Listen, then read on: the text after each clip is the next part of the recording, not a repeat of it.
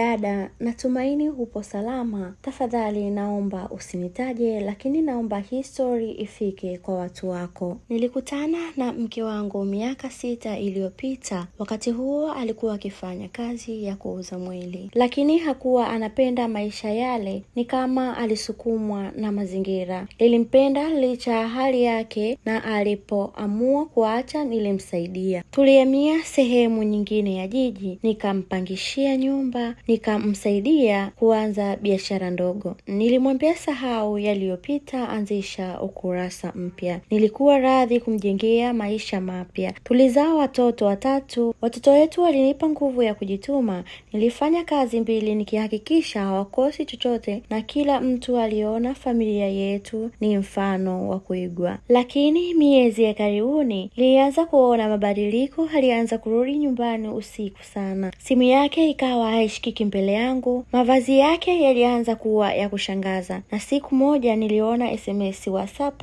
ikisema nipo tayari kama jana, rumu ile ile. Nilijifanya sijaona, nikaanza kuchunguza. Dada, nilifuatilia, nikagundua anatumia njia tofauti kwenye app za mabwana wa pesa, na anasema ni single mother. Anajiuza kwa siri, na mara nyingi akisema anaenda sokoni au kwa rafiki yake alikuwa anakutana na wanaume guest. Nilikaa na kujinyamazia kwa wiki kadhaa. Nilikuwa naangalia watoto wangu usoni wanavyompenda mama yao, wanavyomkumbatia, na sielewi niseme au niendelee kuvumilia kwa ajili yao. Jana usiku nilimkabili. Baada ya kujuta akaniangalia na kusema, nilijaribu ila pesa zako haziwezi kunitosha. Wewe ulinitoa kwenye biashara, lakini huwezi kunibadilisha moyo. Niliishiwa na nguvu, naumia. Nimebeba familia hii kwa mgongo wangu, kumbe naongozwa na mtu moyo wake upo